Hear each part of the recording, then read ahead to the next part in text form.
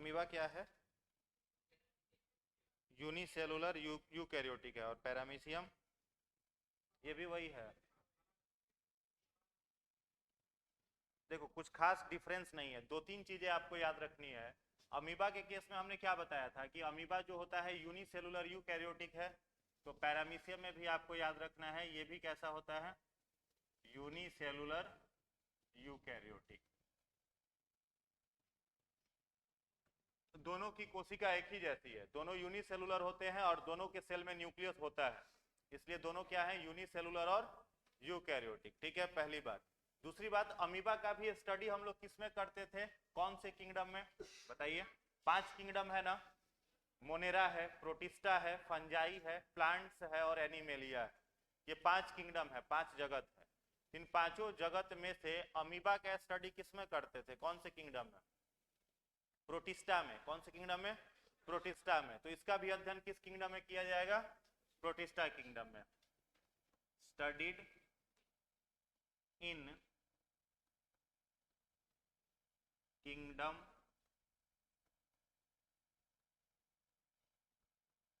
Protista, इसका भी अध्ययन हम लोग करेंगे प्रोटिस्टा किंगडम में। तीसरा पॉइंट लिखिएगा, इसका आकार जो होता है शेप, वो कैसा होता है? रेगुलर। पैरामीशियम का आकार रेगुलर होता है। रेगुलर का मतलब नियमित। ठीक है, और पूछ देगा कि कैसा होता है नियमित में, तो याद रखोगे slipper shape. Slipper shape, Hindi में बोलेंगे चप्पलाकार। इसका हैबिटाट क्या है, कहां पर रहेगा? हैबिटाट, हैबिटाट इसका है मेरीन वाटर। Marine water. इसका लोकोमोटरी ऑर्गन क्या होगा? प्रचलन अंग। लोकोमोटरी ऑर्गन इसका होगा सिलिया। अमीबा का था स्यूडोपोडिया, इसका होगा सिलिया।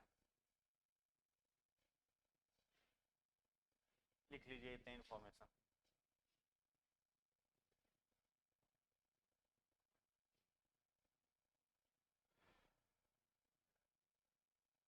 पैरामीशियम ही बोलते हैं, हिंदी इंग्लिश नाम एक ही है।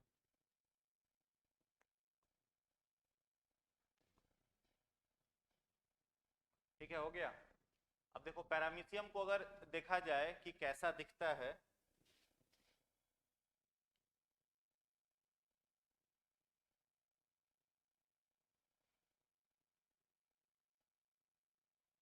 इस तरह से दिखता है।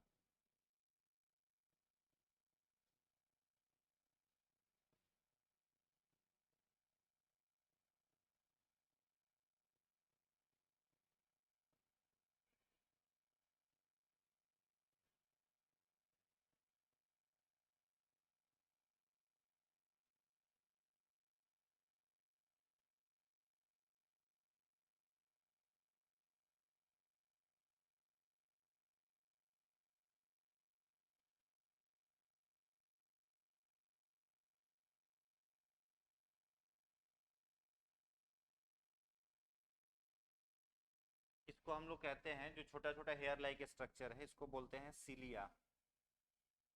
ठीक है, इसको कहते हैं ओरल कैविटी। यहाँ सेंटर पर इसके होता है न्यूक्लियस,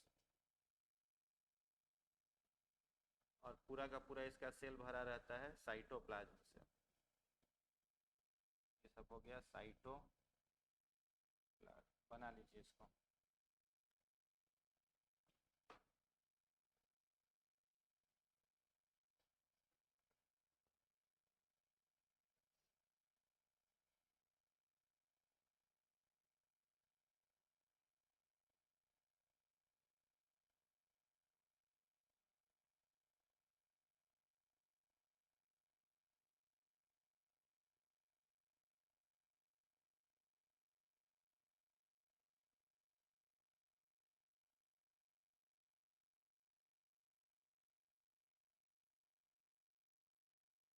हैबिटाट का मतलब होता है परिवेश, कहाँ पर वो रहता है। मेरीन वाटर माने खारे पानी में रहेगा, समुद्र के पानी में। इसका आकार होगा रेगुलर, नियमित होगा, चप्पल की तरह दिखता है, स्लीपर शेप। इसको प्रोटिस्टा जगत में पढ़ा जाता है, प्रोटिस्टा किंगडम में यूनिसेलुलर यूकैरियोटिक होता है।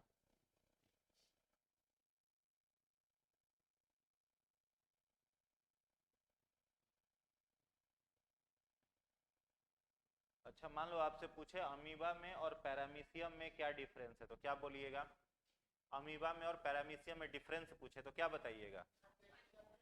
देखो, पहला तो ये वाला पॉइंट तो दोनों का कॉमन है, ठीक है। दूसरा पॉइंट है ये भी कॉमन है। तीसरा अलग है, ठीक है। अमीबा का शेप कैसा था? इरेगुलर, अनियमित था, किसी भी आकार का हो सकता था। और इसका आकार कैसा हो गया? नियमित हो गया, रेगुलर हो गया। अमीबा कैसे पानी में रहता था? फ्रेश वाटर, मृदु जल में रहता था और रुके हुए पानी में रहता था। और ये कैसे पानी में रहेगा? समुद्र के पानी में, मेरीन वाटर। अमीबा का लोकोमोटरी ऑर्गन क्या था? स्यूडोपोडिया, जिसको कूटपाद हिंदी में कहते हैं, स्यूडोपोडिया। और इसका लोकोमोटरी ऑर्गन क्या है?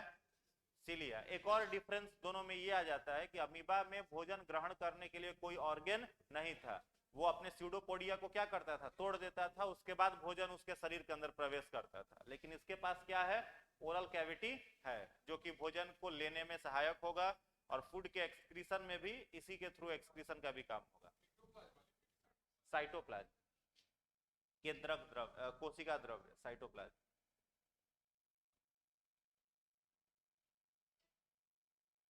Cilia, CILIA, cilia. इसी से यह चलता है, लोकोमोशन करता है, ठीक है। आगे बढ़े, हेडिंग बना लीजिएगा human digestive system. Human digestive system, मानव पाचन तंत्र, मानव पाचन तंत्र, human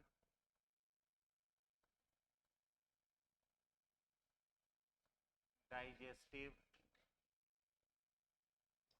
system, human digestive system, मानव पाचन तंत्र, ठीक है। देखो, मानव पाचन तंत्र जो है वो क्या है? तो अमीबा में, पैरामीशियम में या प्लांट में क्या नहीं था? उसके पास डाइजेस्टिव सिस्टम था? किसी के पास नहीं था पाचन तंत्र। लेकिन जैसे ही एनिमल में, ह्यूमन के बारे में पढ़ा जाएगा तो ह्यूमन में पाचन तंत्र आ जाता है, ठीक है। और पाचन तंत्र भी कैसा? तो वेल डेवलप्ड डाइजेस्टिव सिस्टम हम लोगों में होता है, पूर्ण विकसित होता है। पोषण की दृष्टि से जो अमीबा है वही हम लोग भी काम करते हैं। वो भी कैसा है? परपोषी है। और हम लोग भी कैसे हैं? परपोषी ही हैं, दूसरों के ऊपर डिपेंड रहते हैं, प्लांट्स के ऊपर डिपेंड रहते हैं अपने भोजन के लिए। तो ये सब चीजें कॉमन है, लेकिन डिफरेंस कहाँ से आ जाएगा? उसके पास कोई पाचन तंत्र नहीं है, एक सेल है और उसी सेल के द्वारा वो भोजन को लेता भी है, उसी सेल के द्वारा भोजन को पचाता है, उसी सेल के द्वारा स्वांगीकरण होता है, उसी सेल के द्वारा बहिष्करण होता है। लेकिन ये काम करने के लिए, स्पेशली डाइजेशन से रिलेटेड, भोजन से रिलेटेड काम करने के लिए मनुष्य में एक पूर्ण विकसित क्या होता है? पाचन तंत्र होता है, ठीक है। क्या होता है? पूर्ण विकसित पाचन तंत्र होता है। तो पहला पॉइंट लिखिएगा, मनुष्य के पास, केवल हिंदी में ही लिखें, पूर्ण विकसित पाचन तंत्र होता है, जिसे आहार नाल, आहार नाल, एलिमेंट्री कैनाल, आहार नाल, एलिमेंट्री कैनाल कहते हैं, कहते हैं, जिसकी लंबाई 9 फीट या 30 मीटर या 30 मीटर होती है। मनुष्य के पास पूर्ण विकसित पाचन तंत्र होता है, जिसे आहार नाल कहते हैं। इसकी लंबाई 9 फीट या 30 मीटर होती है। दूसरा पॉइंट लिखिएगा, आहार नाल से संबंधित अंग निम्न है। आहार नाल से संबंधित अंग निम्न है। पहला, मुख गुहा, ओरल कैविटी। दूसरा, भोजन नली।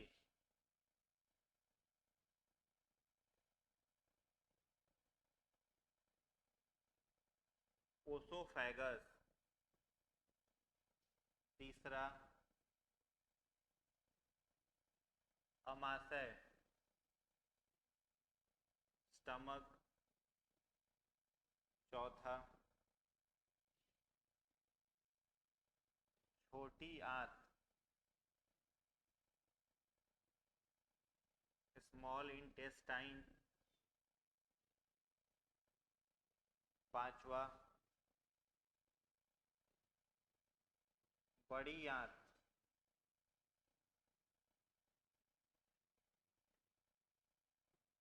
Large intestine. छठा, मलाशय, रेक्टम। सातवां, मल द्वार, एनस। आठवां लिखिएगा, पाचन ग्रंथि,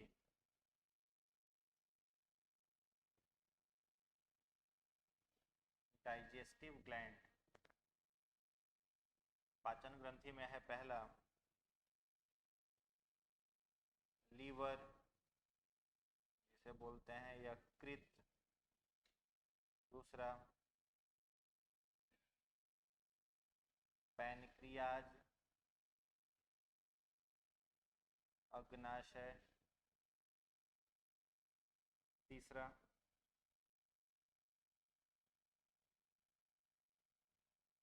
सैलिवरी ग्लैंड,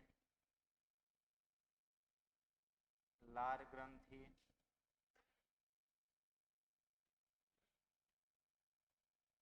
चौथा, गैस्ट्रिक ग्लैंड, जठर ग्रंथि।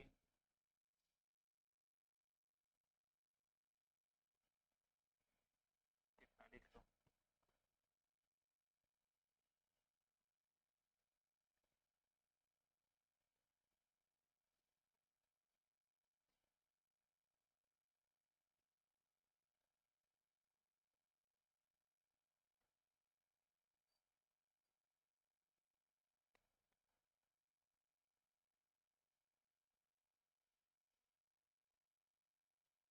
हो गया।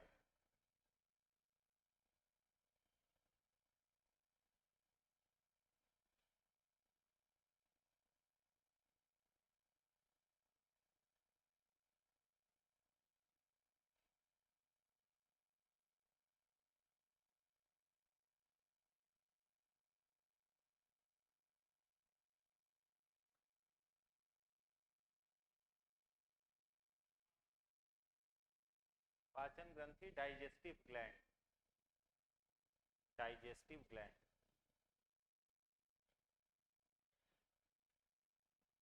हो गया। एक और पांचवा लिख लीजिएगा, गैस्ट्रिक ग्लैंड के बाद पांचवा, intestinal gland, intestinal gland. Hindi में लिख लीजिएगा, इसको आंत्र ग्रंथि बोलते हैं, आंत्र ग्रंथि, इंटेस्टाइनल ग्लैंड।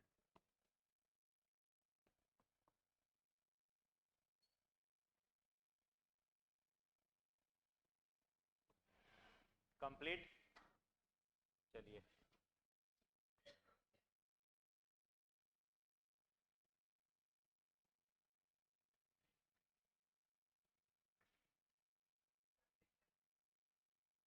Salivary gland.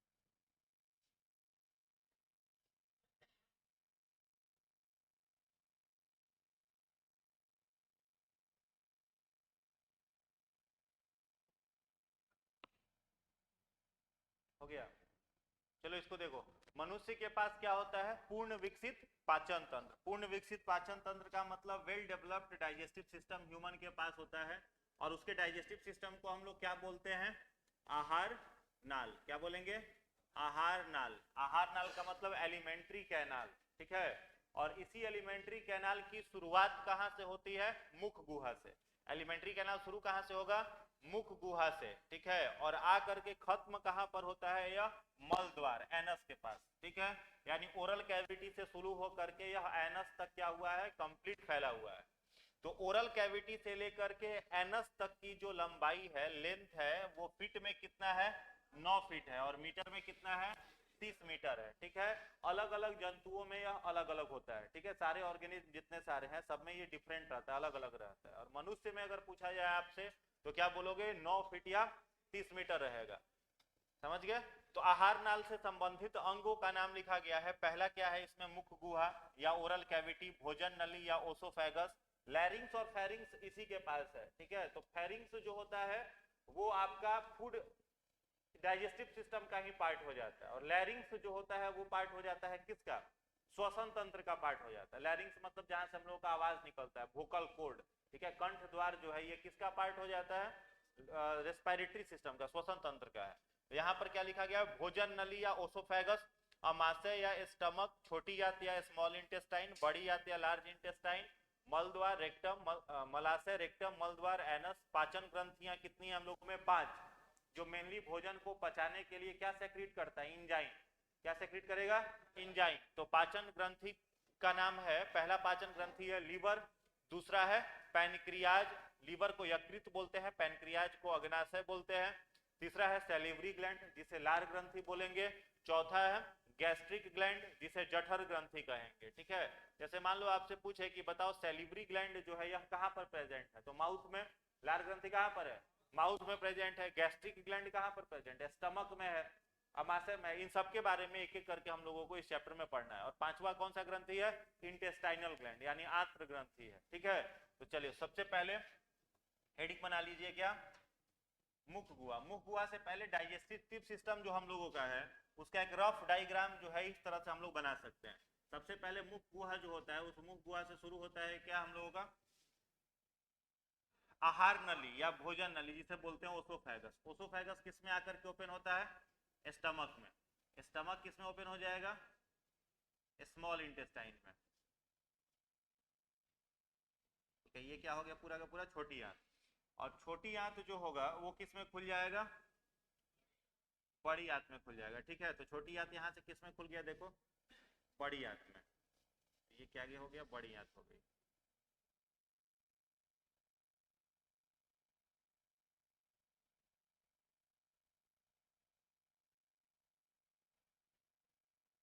और यहाँ पर क्या रहता है, बॉडी का सबसे लार्जेस्ट ऑर्गन, जिसको हम लोग क्या बोलते हैं, लीवर, ठीक है। ये लीवर कहाँ पर रहेगा, यहाँ पर।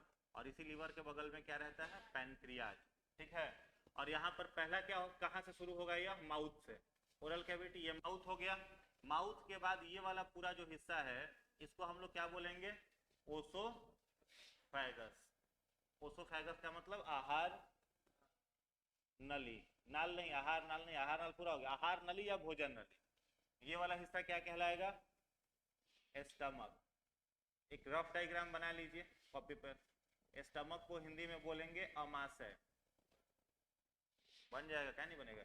उसके बाद देखो स्टमक किस में खुल रहा है, छोटी आंत में। छोटी आंत का जहां पर स्टमक खुलता है ना उसको पाइलोरी कैविटी कहते हैं, आगे बताएंगे। चलो यहाँ पर इसको लिख लो, छोटी आंत। छोटी आंत, स्मॉल इंटेस्टाइन। छोटी आंत इसमें खुला, सीकम के द्वारा खुलता है बड़ी आंत में, तो बड़ी आंत हो गया यहाँ पे।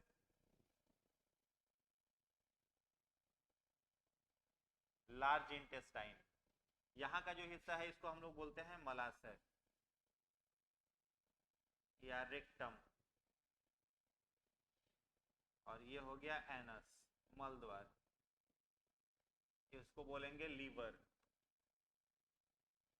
ये हो गया पैनक्रियाज।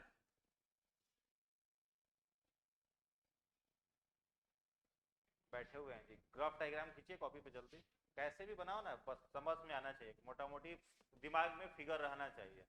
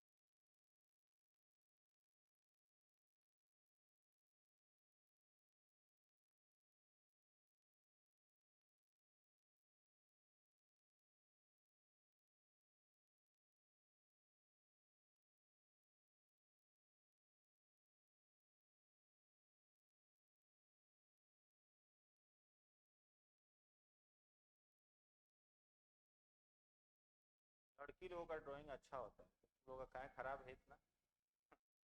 हाँ? हम लोग जब एमएससी कर रहे थे तो एमएससी के दौरान प्रैक्टिकल हम लोगों का होता था, सेमेस्टर में 5-5 6-6 सारे सब्जेक्ट में ही प्रैक्टिकल था, सारे सेमेस्टर में। तो प्रैक्टिकल में हम लोग फिगर बनाते थे तो बनता नहीं था, तो क्लासमेट में जो जो लड़की सब रहती थी एक एक कॉपी सबको दे देते थे, कह देते थे चलो बाहर चाट उट खिला देंगे, हो गया मामला खत्म। तो 5-5 पेज का उस सबसे हम लोग फिगर बनवाते थे। हम लोग का फिगर भी बड़ा कॉम्प्लेक्स रहता था, एमएससी में फिगर जो होता था ना बहुत भारी रहता था। लड़की लोग का ड्राइंग एकदम बहुत सुंदर रहता है, खूब अच्छा ड्राइंग रहता है। हाँ, मैं 10-12 रंग के कलम से बनाती है सब ड्राइंग, बहुत सुंदर सुंदर फिगर है। प्रैक्टिकल में नंबर बढ़िया आ जाता था, उसी सबसे बनवा बनवा के सबसे ज्यादा नंबर, क्योंकि प्रैक्टिकल वो बना दी। भाई भाई में सबके दिमाग थोड़ा कम रहता है, तो भाई तो वाइवा हम लोग देते थे, तो वाइवा का भी नंबर हम लोग को पूरा मिल जाता था। प्रैक्टिकल वो बना ही दी है, तो प्रैक्टिकल का भी पूरा नंबर मिल जाता था। वो अपना प्रैक्टिकल सही बना लेती थी, वाइवा में बेचारी सब पिछड़ जाती थी।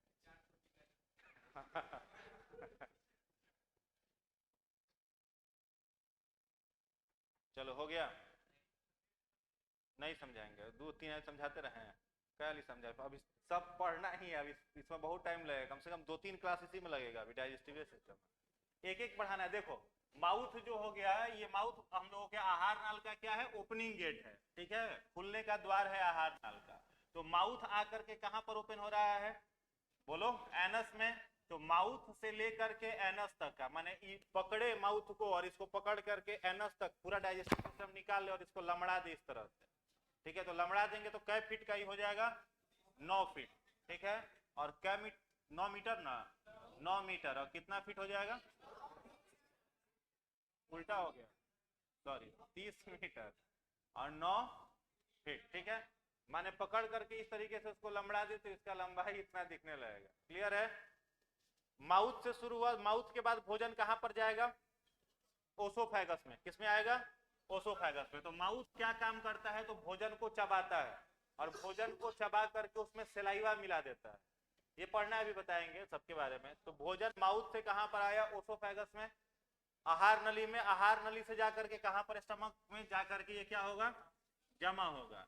अब स्टमक में ही है गैस्ट्रिक ग्लैंड, तो gastric gland hydrochloric acid, pepsinogen और म्यूकस, ये 3 चीज निकालता है।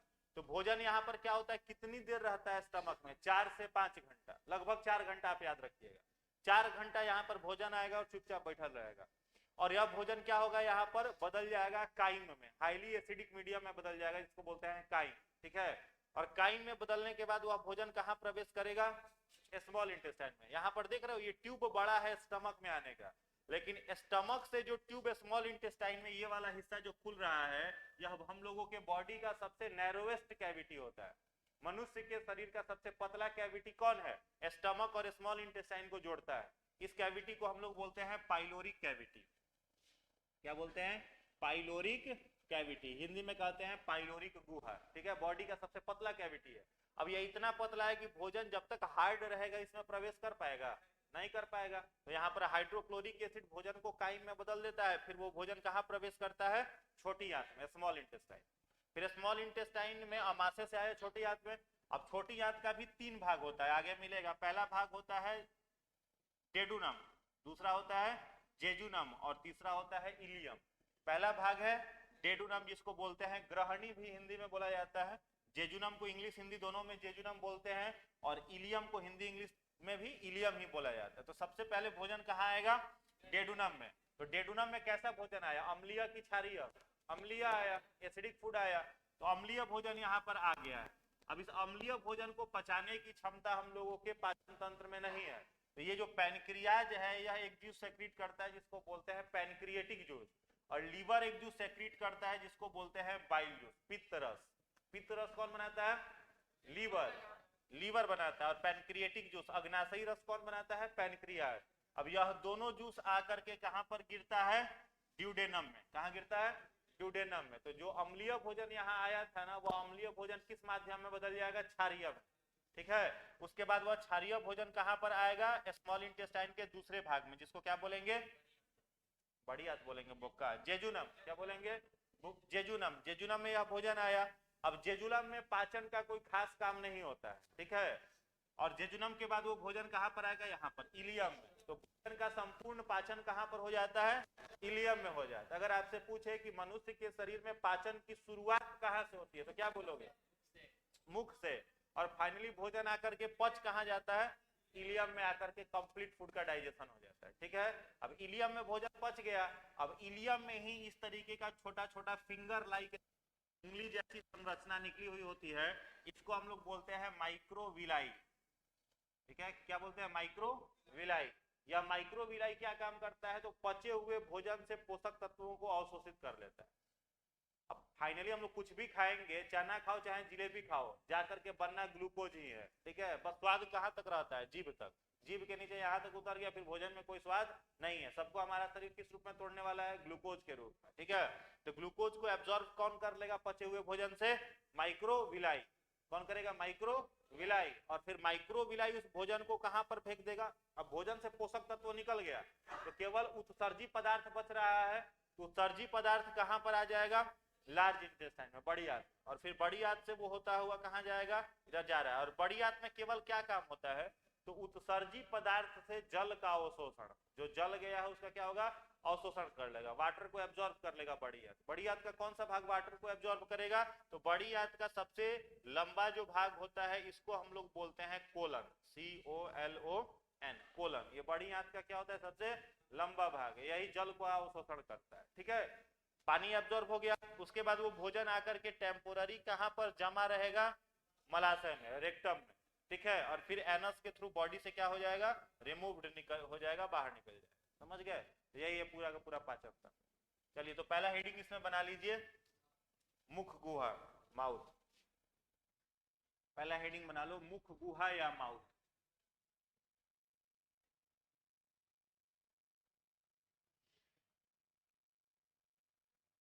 इसको कई जगह आपको माउथ भी लिखा हुआ मिलेगा, ओरल कैविटी भी लिखा हुआ मिलेगा,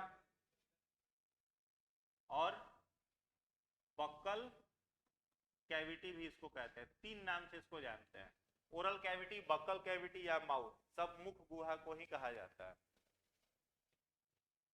हो गया? पहला पॉइंट लिखिएगा,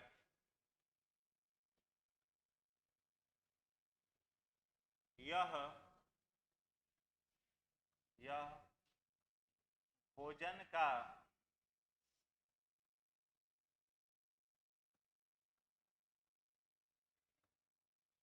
प्रवेश द्वार है। यह भोजन का प्रवेश द्वार है, यानी भोजन यहीं से क्या होगा? इंटर करेगा, प्रवेश करेगा। दूसरा पॉइंट लिखिएगा, इसके निम्न भाग हैं। इसके निम्न भाग हैं, इसके निम्न भाग हैं।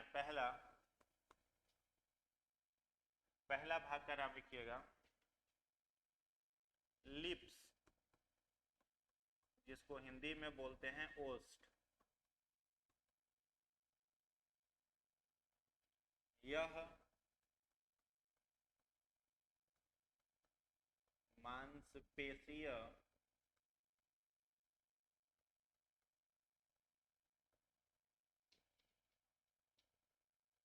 यह मांसपेशीय संरचना होती है, यह मांसपेशीय संरचना होती है। दूसरा लिखिएगा टीथ,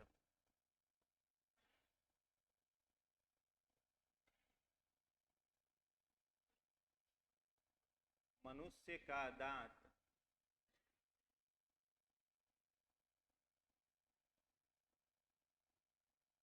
कैल्शियम कार्बोनेट एवं डेंटाइन का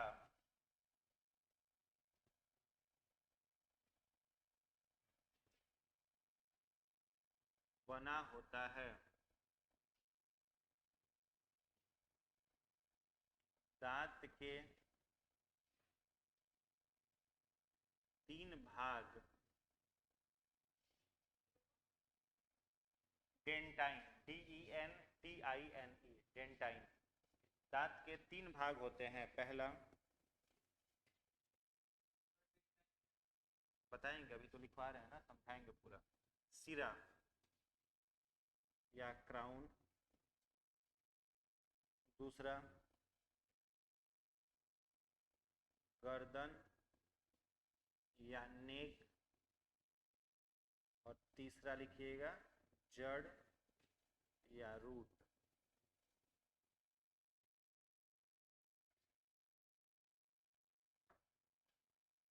अगला पॉइंट लिखिएगा, दांत के ऊपर एक हल्के पीले रंग की परत पाई जाती है, जिसे इनामेल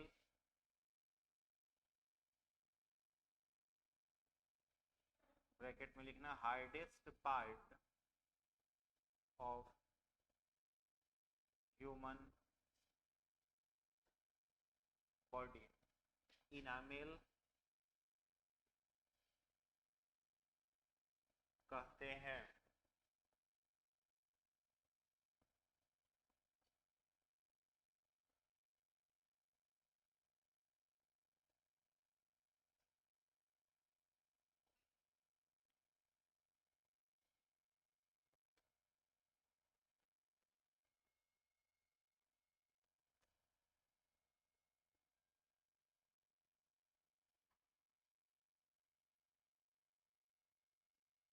हो गया?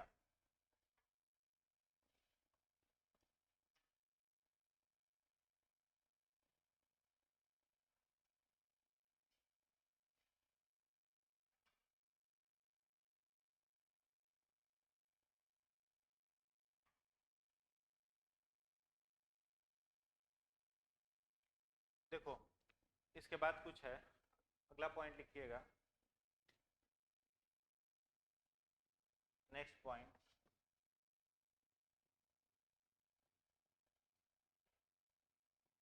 दांत के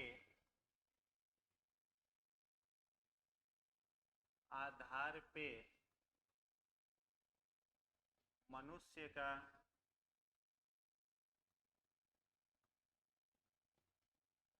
तीन नाम और भी है।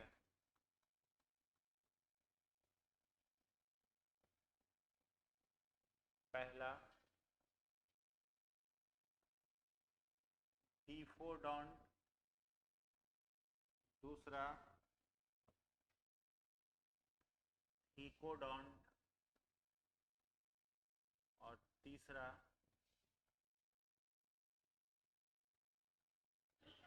हेट्रोडोंट।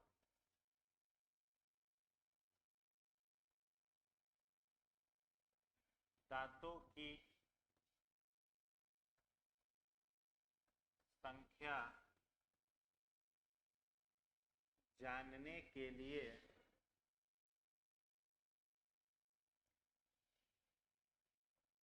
जानने के लिए दंत सूत्र ब्रैकेट में डेंटल फॉर्मूला, दंत सूत्र डेंटल फॉर्मूला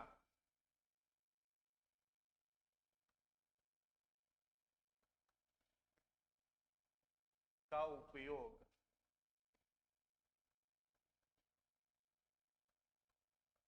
करते हैं। पहला लिखिएगा मिल्क टीथ,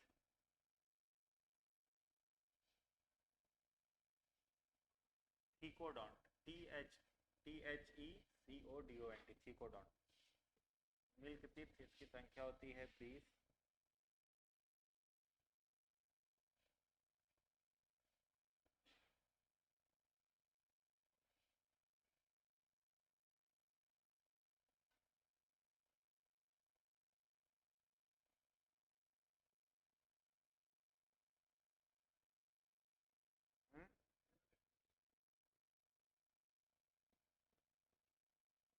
किसको हिंदी में लिखे बोलो?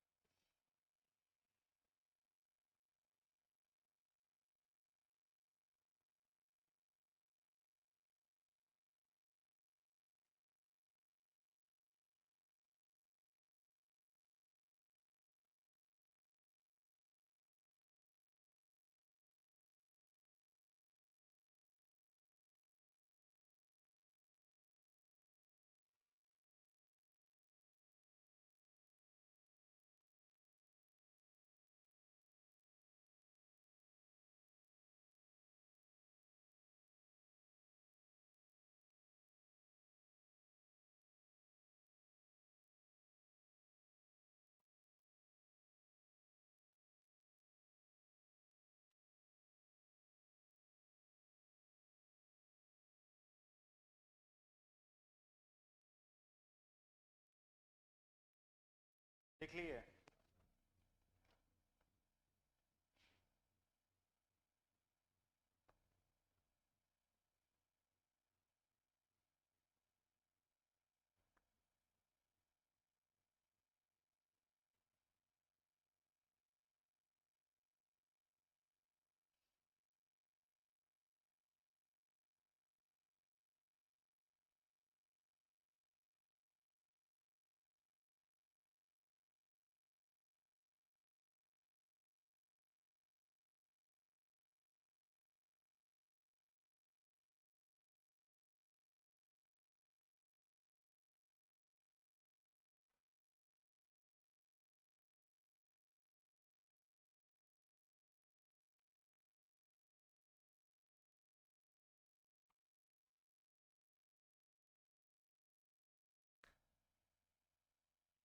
चलिए हो गया।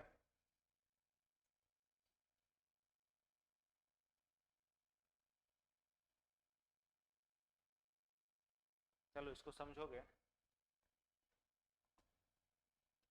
देखो ह्यूमन का जो ओरल कैविटी है वो कहाँ से ओपन होता है, कहाँ से खुलता है बोलो? मुख गुहा से, माउथ से खुलता है। इसलिए माउथ को क्या बोलते हैं हम लोगों के भोजन नली का प्रवेश द्वार। Opening gate of alimentary canal किसको बोला जाता है? माउथ को। ठीक है, भोजन वहीं से प्रवेश करता है। इसका 3 नाम और है, ओरल कैविटी, बक्कल कैविटी और माउथ। 3 नाम से और जानते हैं। पहला पार्ट इसका क्या होता है? लिप्स या ओठ। ठीक है, ओष्ठ होता है। यह मांसपेशीय संरचना होती है जिसका कोई ज्यादा फंक्शन नहीं है, लेकिन न रहे फिर भी काम नहीं चलेगा। अब मान लो लिप्स से नहीं, रोड पर चलो तो धूरा माटी सब दांतों में सटते रहेगा, मुंह खोलोगे तो डायरेक्ट प्रवेश कर जाएगा। ठीक है, तो लिप्स जो होता है वो मांसपेशियों से बनी हुई संरचना है। उसके बाद क्या आता है? टीथ। ठीक है, तो भोजन को चबाने का काम कौन करता है? टीथ करता है। चिविंग करने का, चिविंग ऑफ फूड जो फंक्शन है वो टीथ का है। ठीक है, और दांत किस चीज का बना हुआ है? कैल्शियम कार्बोनेट का। और इसी का कंपोजिशन क्या कहलाता है? डेंटाइन। ठीक है, तो परीक्षा में जो प्रश्न पूछता है कई जगह कैल्शियम कार्बोनेट न दे करके सीधा क्या लिख देगा? डेंटाइन लिख देगा। तो जब बस डेंटाइन भी लिखा हुआ रहे तो आप समझ जाना कि यही है, ठीक है। कंपोजिशन माने पूरा बन जाता है जब टीथ कैल्शियम कार्बोनेट की सहायता से, तो उसको बोलते हैं डेंटाइन, ठीक है। जैसे मान लो ये ऊपरी जबड़े में लगा हुआ एक केनाइन टीथ है, ठीक है। ऊपरी जबड़े में लगा हुआ कौन सा टीथ है? केनाइन। निचला जबड़ा में रहेगा तो चेंज हो जाएगा, ठीक है। सबसे पहला पार्ट जो हम लोगों के जबड़ा के अंदर धंसा हुआ रहता है, इसको हम लोग क्या बोलते हैं? रूट। बीच वाला पार्ट क्या बोलेंगे? नेक। और सबसे बाहर वाला पार्ट इसको क्या बोलते हैं? क्राउन। शिखा बोलते हैं या शिखर बोलते हैं या सिरा भी बोलते हैं, ठीक है। कई जगह सिरा लिखा रहेगा, शिखा लिखा रहेगा, शिखर लिखा रहेगा। क्राउन की चर्चा हो रही है। तो ये दांत का कितना भाग हो गया? 3। तो यह पूरा का पूरा दांत जो है यह किस चीज का बना हुआ है? कैल्शियम कार्बोनेट का या डेंटाइन का। और इसी डेंटाइन के ऊपर में एक पीले रंग की परत पाई जाती है। इस तरीके से एक पीले रंग का प्रोटेक्टिव लेयर पाया जाएगा इसके ऊपर। इस लेयर को हम लोग क्या बोलते हैं? इनामेल। क्या बोलेंगे? इनामेल। ये इनामेल क्या काम करता है? तो दांतों को सुरक्षा प्रदान करता है, टीथ कोरोजन से दांत को प्रोटेक्ट करता है, ठीक है। मनुष्य के शरीर का पूछा जाए कि सबसे मजबूत भाग कौन सा है, तो क्या बोलोगे? इनामेल। हड्डी से भी मजबूत होता है कौन? इनामेल। हम लोगों की जो हड्डियां हैं उन हड्डियों से भी मजबूत रहता है ये इनामेल, लेकिन बिहारी इसको भी तोड़ देता है।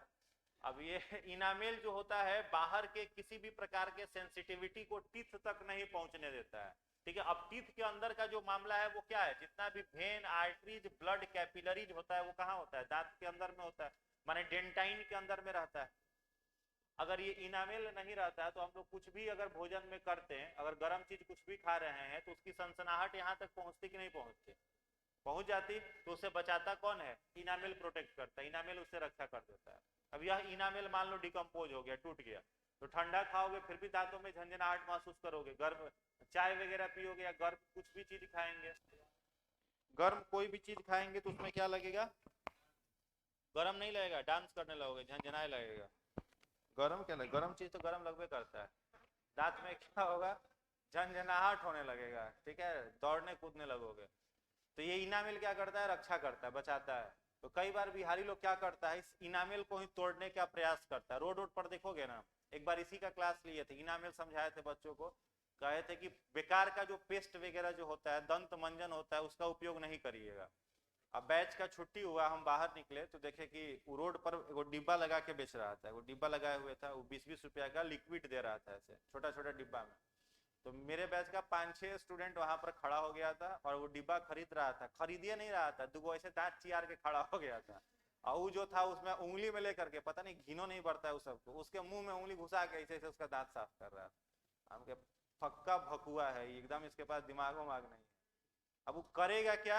अब डेंटिस्ट जो आपके दांत को पढ़ करके, 5 साल डेंटिस्ट क्या पढ़ता है? दांते को ना पढ़ता है बीडीएस में जी, और उतना पढ़ करके वो दांत का सफाई करता है तो उसको 2-2.5 घंटा लगता है दांत का सफाई करने में।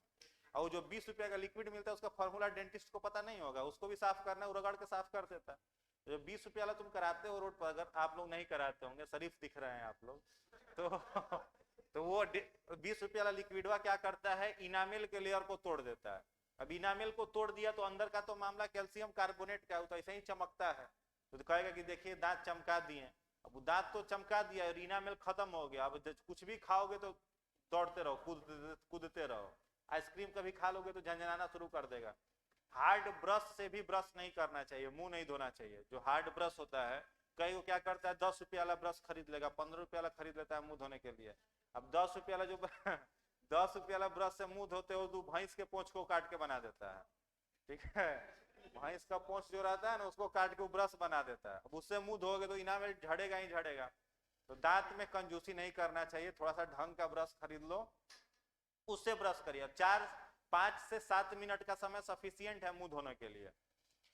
कई लोग तो ऐसा होता है कि पेपर पढ़ रहा है, 1.5 घंटा पेपर पढ़ रहा है, ब्रश वगैरह मुंह में रहता है, एक लाइन पढ़ा रगड़ दिया पकड़ के, फिर रख दिया आराम से, फिर दूसरा का लाइन पकड़ा फिर रगड़ रहा है पकड़ हुए। मैंने ऐसा लग रहा है कि मैला कपड़ा जो धोया जाता है वैसे धो रहा है सब दांत को। ओकरा से बढ़िया वो कपड़ा धोए वाला ब्रश वही पर सरफ गिरा के मार धोएगा नहीं ना, चमक जाएगा एक बार। तो दांत धोने के लिए 5 से 7 मिनट का समय पर्याप्त होता है, उससे ज्यादा इस पर मेहनत करने की आवश्यकता आपको नहीं है, ठीक है। और बढ़िया चीज, बचपन में हमको याद है एक बार गए हुए थे तो नानी घर गए हुए थे, तो नानी घर सब लोग अपने में पढ़ा लिखा लोग होता है, मामा मौसी विद्वान लोग होता है, चाहे पड़ोसी लोग जो होता है वो लोग अपने में विद्वान होता है। तो जो छोटा बच्चा होता है जिसमें मिल्क टीथ होता है, दूध का दांत, तो मिल्क टीथ में इनामेल ज्यादा रहता है, समझे, मिल्क टीथ का इनामेल ज्यादा रहता है तो दांत ज्यादा पीला दिखाई देता है। तो अपने मामा नहीं थे, मामा के यहाँ तो सब लोग मामे लगता है और सब लोग मौसी लगता है। वो पड़ोस का था, वो कहा कि देखो तुम्हारा दांत पीला हो रहा है, तो क्या करे। तो उस समय एलपीजी ये सब चूल्हा नहीं था, देसी चूल्हा रहता था मिट्टी का, 4 बर्नर वाला, 4 बर्नर का चूल्हा उस समय होता था।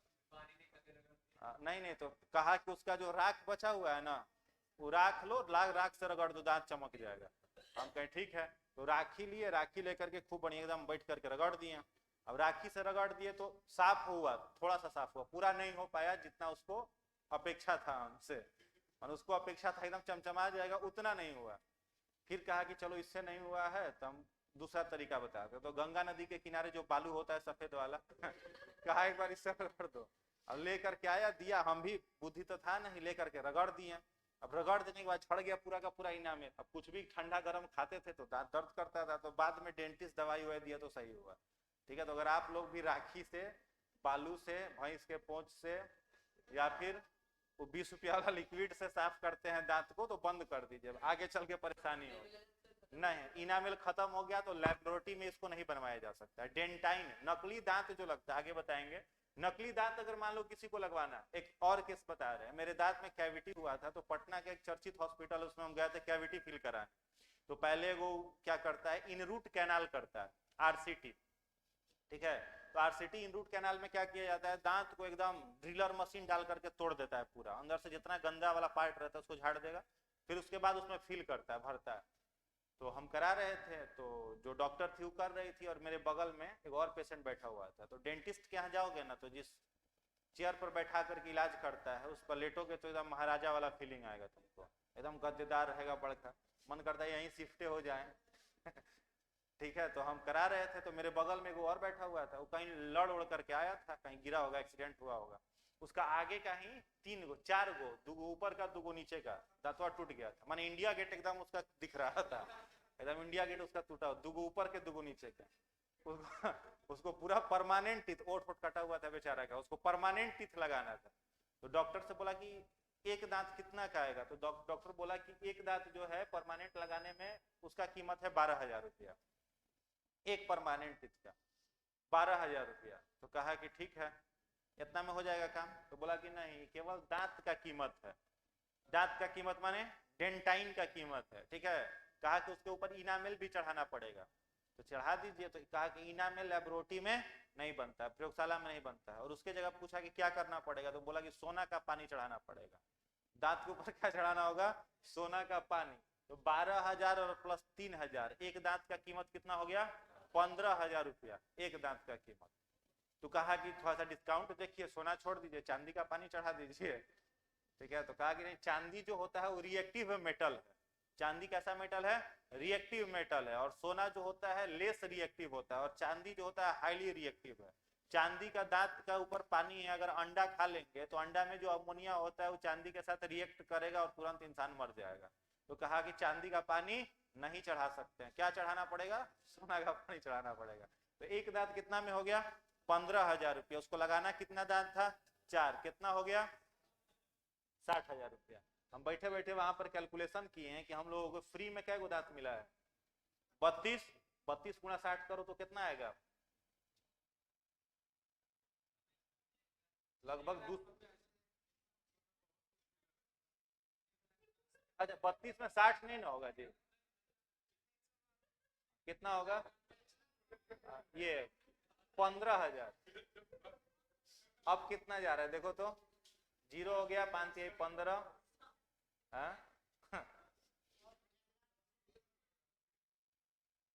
लगभग आपका 4 लाख का खर्चा, जो 4 लाख का संपत्ति जो है हम लोगों के मुंह में है, माने परमानेंट हम लोग 4 लाख का संपत्ति मुंह में लेके घूम रहे हैं।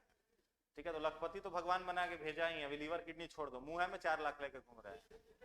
बचा करके रखने का जरूरत है, एक बार झड़ उड़ गया तो दोबारा आने वाला नहीं। ठीक है, तो इनामेल को बचा करके चलो, उसको समझ लो। हाँ, हाँ बगल में मान लो आपका रूम पार्टनर सोया हुआ है, मुंह खोले पिला से खींच लेना। आईफोन वगैरह लेना होगा तो 2 गो तो खींच लोगे तो आईफोन नहीं 4 गो खींचना पड़ेगा। ढंग का आईफोन 60,000 में आ जाता है, खींच लेना। हाँ?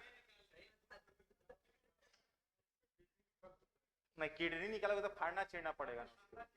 दांत में तो पकड़ो पिला से, एक खाली ऊपर एक खाली नीचे, बाहर निकल जाएगा। तो अगला दिन तुम्हारा आंख निकाल लेगा, उठेगा सर। मनुष्य का दांत कैल्शियम कार्बोनेट और डेंटाइन का है। कितना भाग हो गया दांत का? सिरा, गर्दन और जड़। तो सिरा जो होता है वो समझ गए, सिरा जो होगा जबड़ा के साथ धसा हुआ रहता है। बीच वाला पार्ट इसका क्या कहलाएगा? गर्दन या नेक। और सबसे बाहरी भाग क्या कहलाएगा?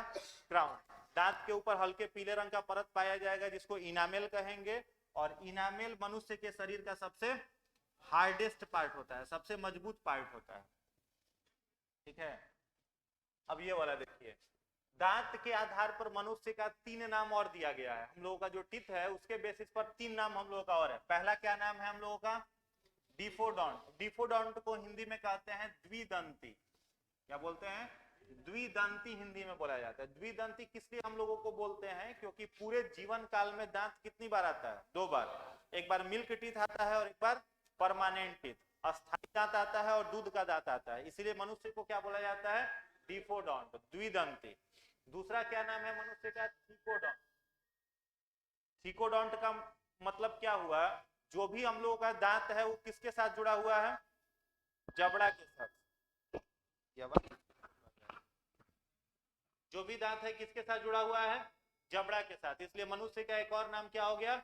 थिकोडोंट। जबड़ा के अंदर दांत धसा हुआ है ना जी, इसलिए क्या बोलते हैं? थिकोडोंट। और तीसरा नाम दिया गया है हेट्रोडोंट। हेट्रोडोंट का मतलब विषम दंती। ठीक है, विषम दंती का मीनिंग क्या हुआ कि जितना प्रकार का दांत हम लोगों के माउथ में है सब एक प्रकार का है कि अलग अलग प्रकार का?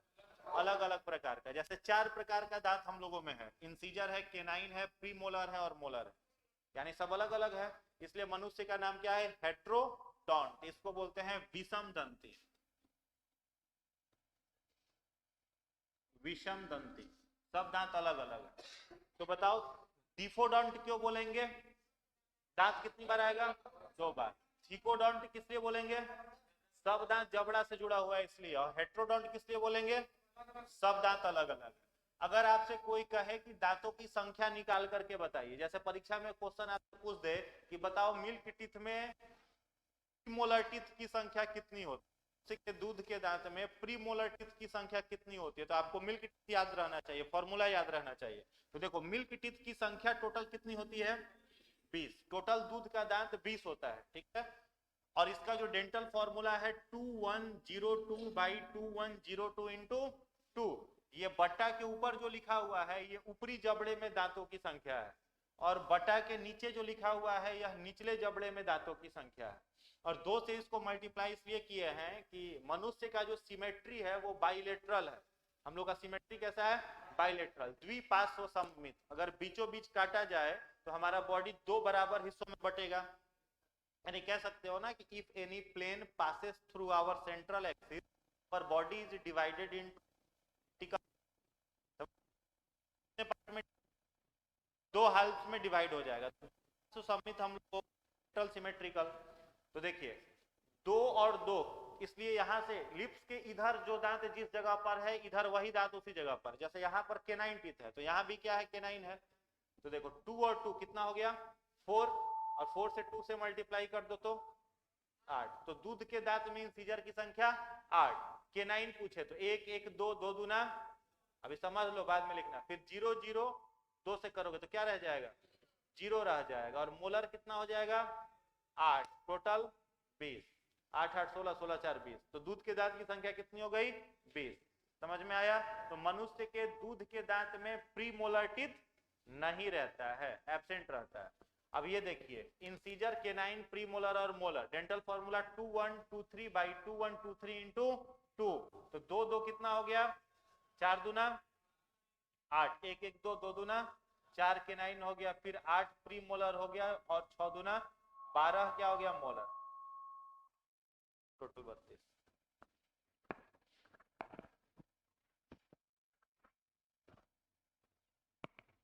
लिख लीजिए, संख्या लिख लीजिए।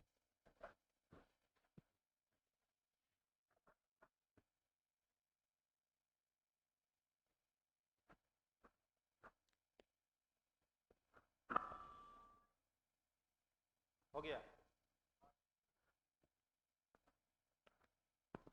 चलिए थोड़ा सा पूछताछ का क्रम चलेगा। किस साइड से शुरू करें, किधर से? जहां से मन तो अच्छा वाला दिख। आप फर्स्ट क्लास, पहला क्लास है, एग्जाम देने गए थे? कौन से?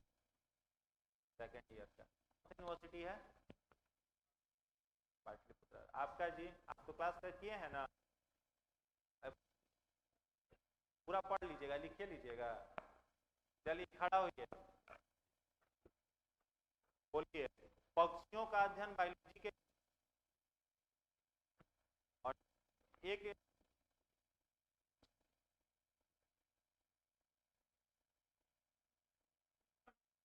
का अध्ययन बायोलॉजी के किस ब्रांच में करेंगे? को बता दें, ठीक है मुझे आप।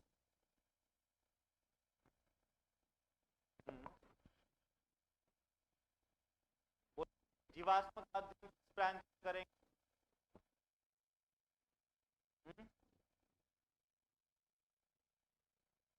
मक्खी पालन का ब्रांच में करेंगे? अभी पढ़ोगे तो कोई फायदा नहीं है बबुआ। तो कहा जाता है ना,